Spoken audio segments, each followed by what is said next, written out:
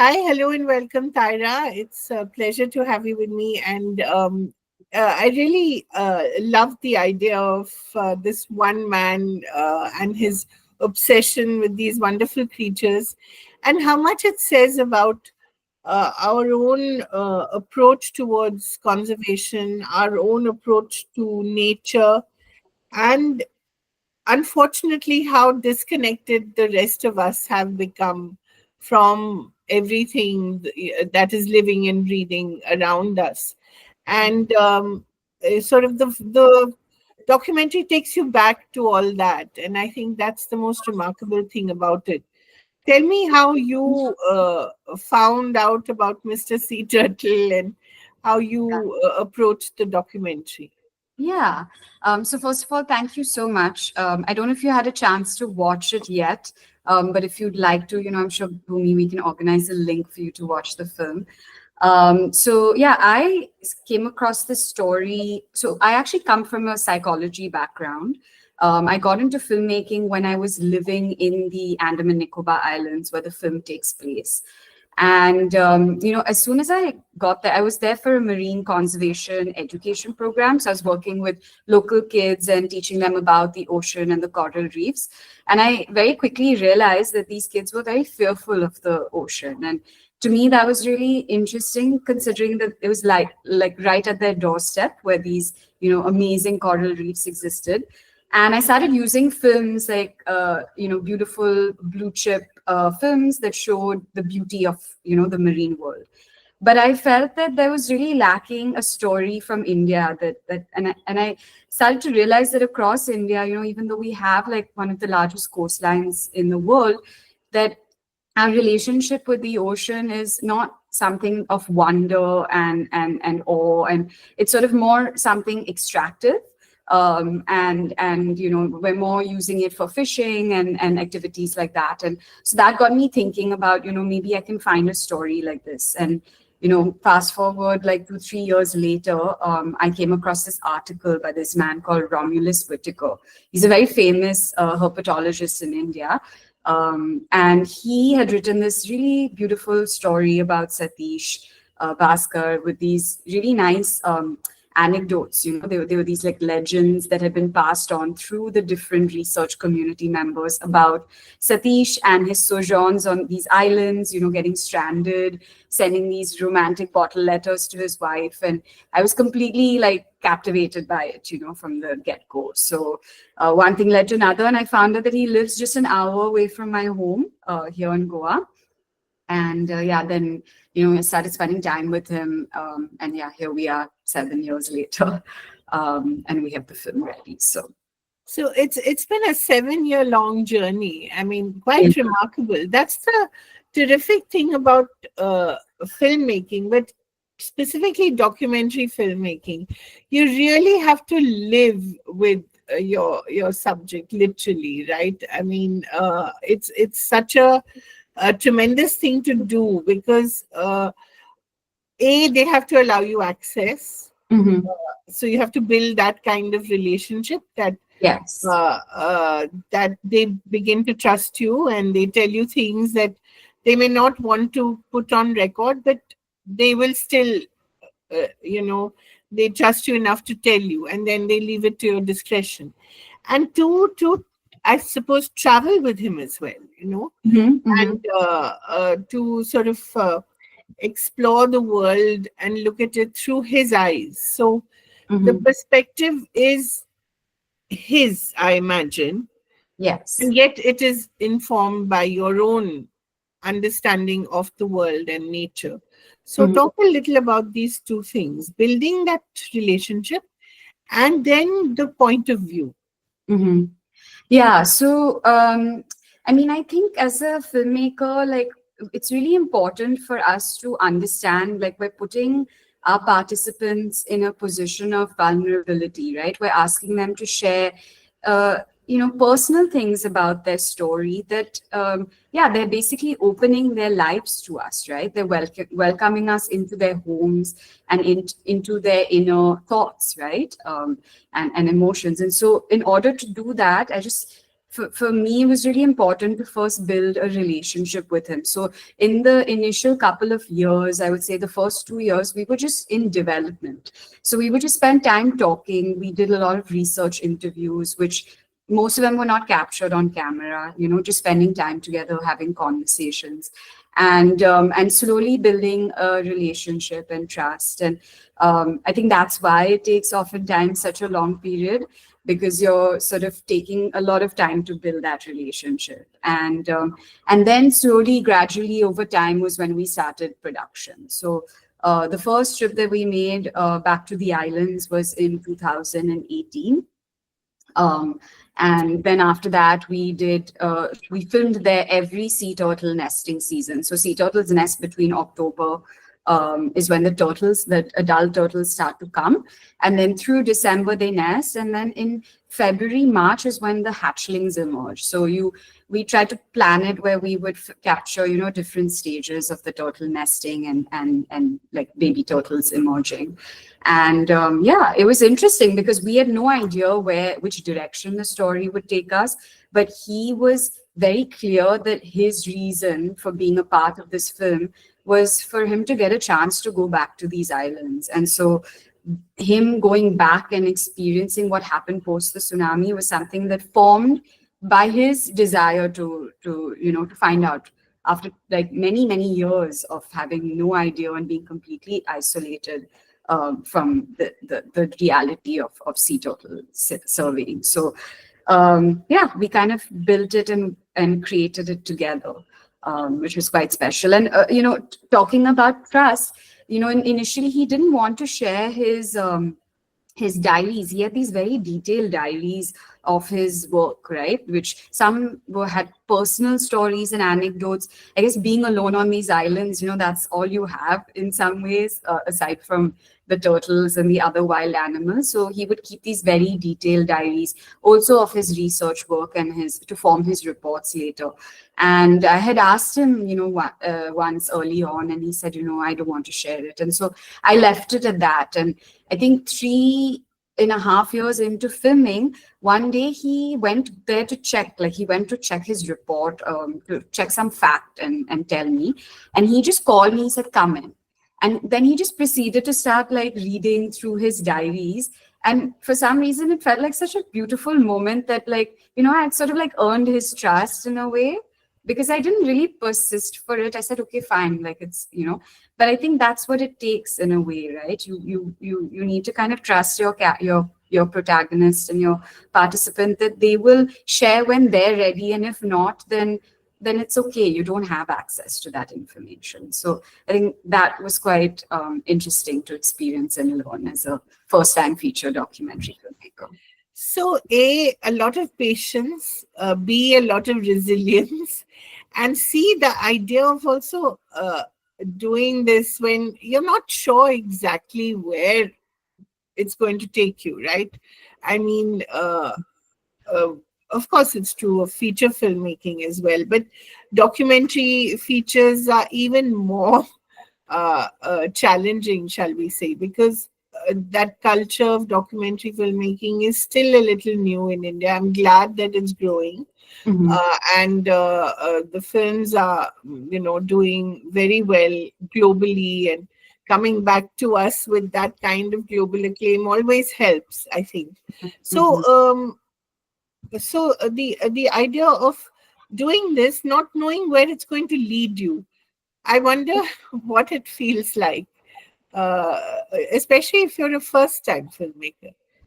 Yeah, I mean, I think that is definitely something that preoccupies you throughout the process. Yeah. There's a lot of moments where you question, like, are we ever going to find funding to make this film? Because we initially started off with a very small group of us independently producing it. So those are questions, right? Then the question is, when you have hurdles that come up, like for instance, getting permission to film in these islands is very, very challenging.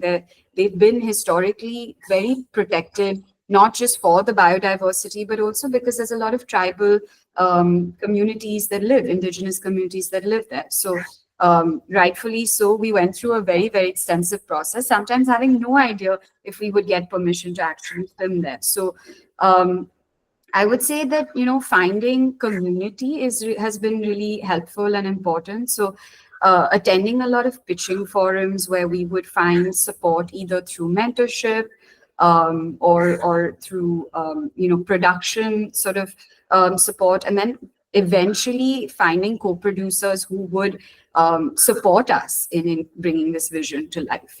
So I think that is really what helps you to keep going, is you kind of get to a point where maybe you're struggling with something, but then someone comes in, whether it's a mentor or a co-producer, to help you to realize that vision and take it to the next level. But yeah, I would say it takes a lot of stamina to do something like this. And going into it, I was like, oh, we'll just make a feature doc, because it was supposed to be a short film actually. And in order to attend our first pitching forum, it had to be a feature doc. So that's why we just were like, okay, we'll make a feature doc, not knowing what we were getting into.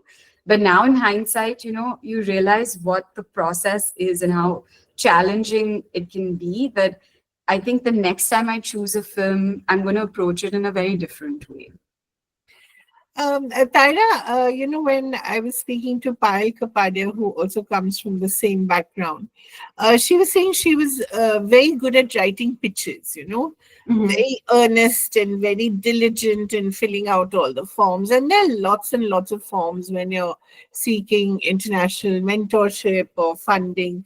So how was it for you? Who were the people who sort of came along and helped you in this, whether it was through funding or through, technical support?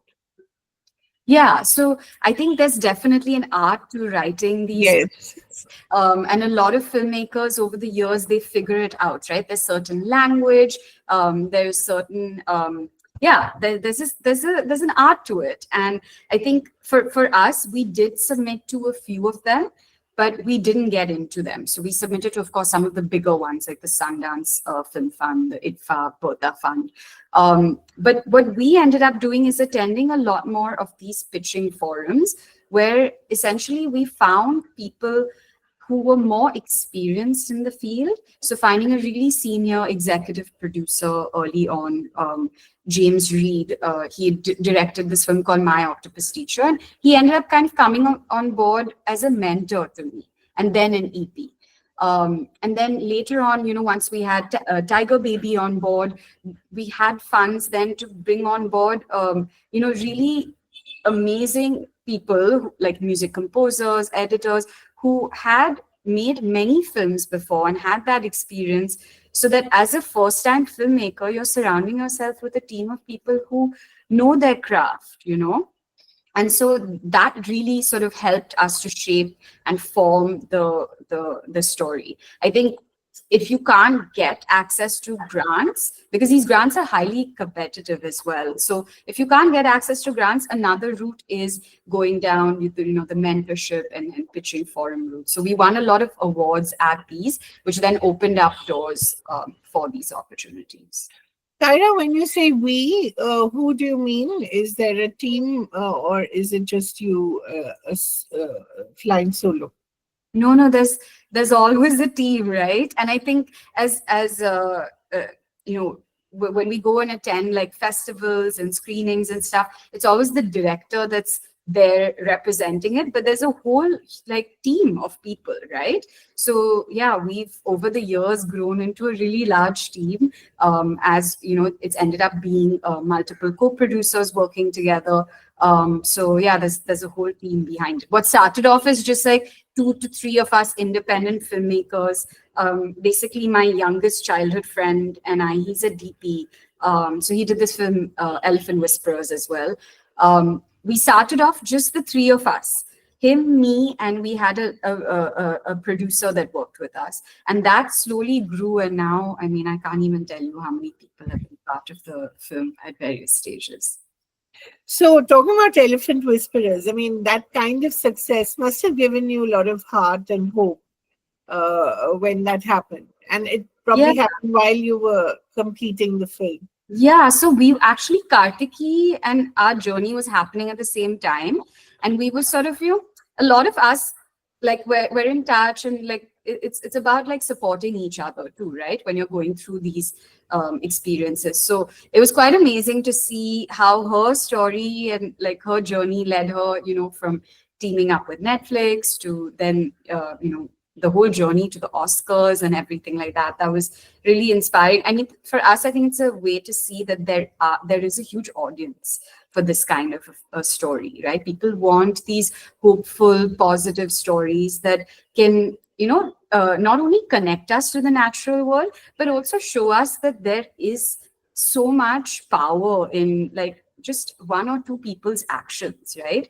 I think when I first started making this film, I felt quite devastated by what was happening to the environment, right? And quite helpless. And that was also a motivating factor for me. So I think seeing, young filmmakers like Kartiki, and then my friend Pippa, who also she directed my octopus teacher with James.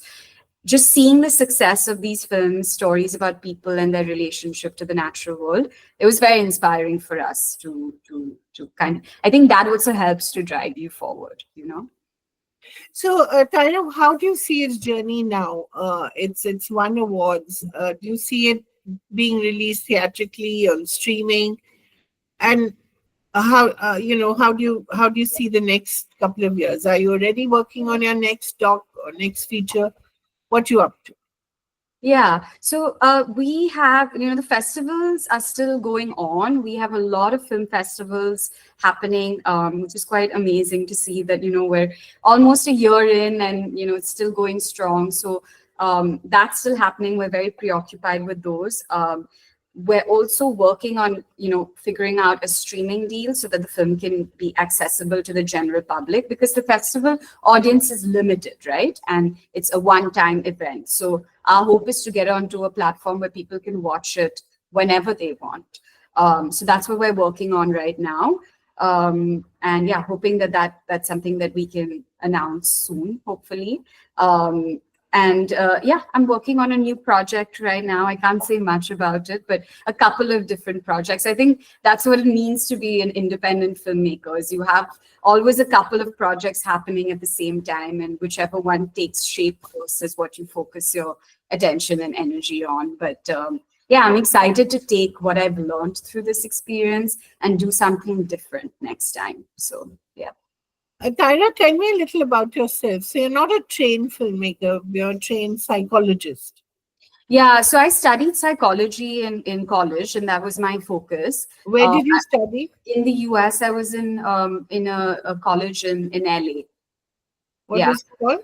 it was called Occidental College. It was a small liberal arts college. Right.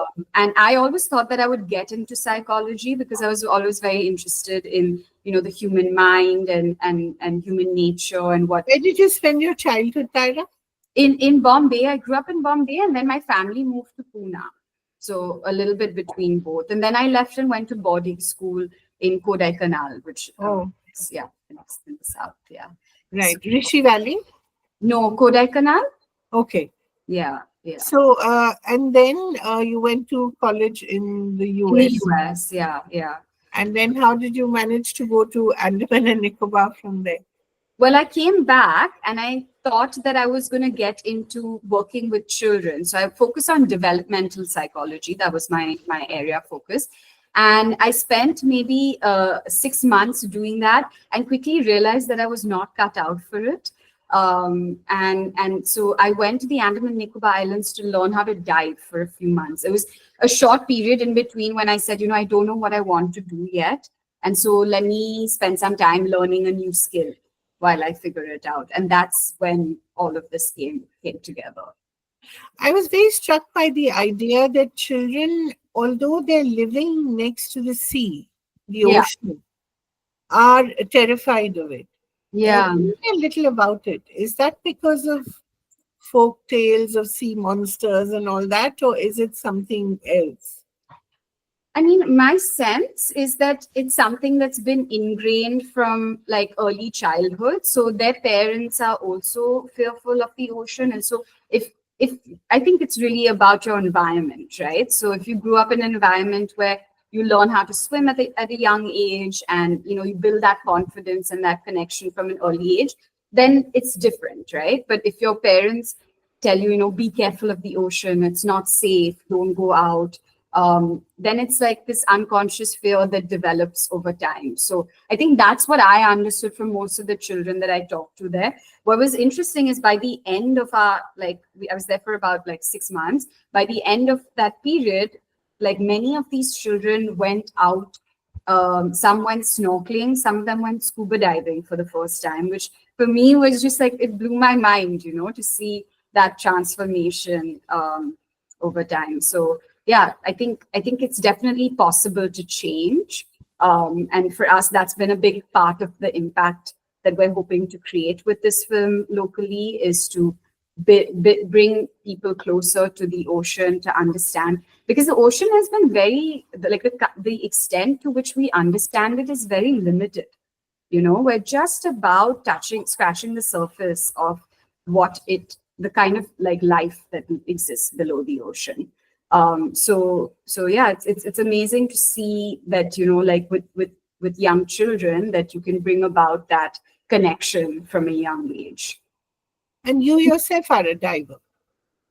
Yeah, but I'm a very, like, I'm still in the very early stages. I would say I have about 40 dives. So I'm still in my like learning stage, but yeah, I think that was helpful to know how to dive. Although while we were filming, all the underwater sequences were done by this really talented underwater DOP who's been working in these islands for years. So yeah, we worked with a lot of local crew through production, which was yeah, I think that was really meaningful to be able to connect and work with local artists and crew members.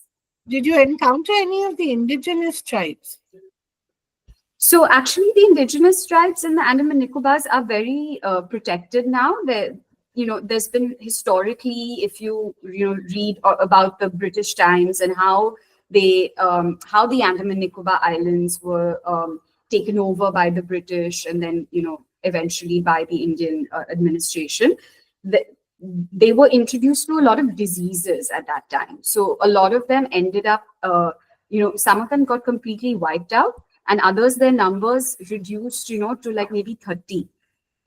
So there's only one tribe that is completely, cut off from civilization, which is the North Sentinel tribe.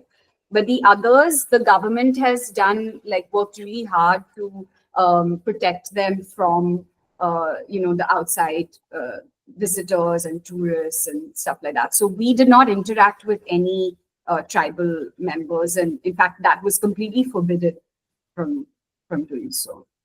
So every year that you filmed, you had to take fresh permissions. Yes. Oh my God, that was quite a task. Yeah, there were I think maybe 5 different departments.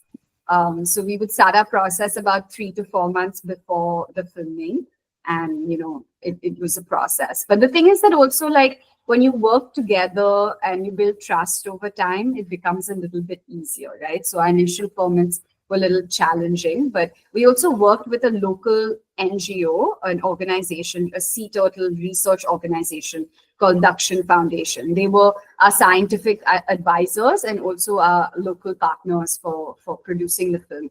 So working with them helped a lot because they already had the connections, they had the relationships, and yeah, we applied for our permits through them. How did Mr. Bhaskar take to the film? Has he seen it? What does he think? Yeah, so he saw, I mean, you haven't seen the film, but unfortunately, him and his wife passed away while we were so sorry. The film. Yeah, so it was. Did they see any rushes? Yeah, they saw. So I'm grateful that they got to see the rough cut. It was not the final picture lock. It was the second or third rough cut. So it was a much longer film than it ended up being. But he loved it. I mean, him and his wife both loved it. And in fact, his family members, they were so moved when they saw it that many of them, they just, every time we have a screening, they're moved to tears. And I think for us, it was really special to see them resonate with the story as well. Because yeah, unfortunately, Satish and Brenda could not attend any of the screenings. So That's life, really. But Yeah. thank you so much, Tyra, and I wish you all the best in Thank your journey, many more festivals, and I can't wait to watch it. Thank you. Thanks So, for your very thoughtful questions. I enjoyed answering them. thank you so much.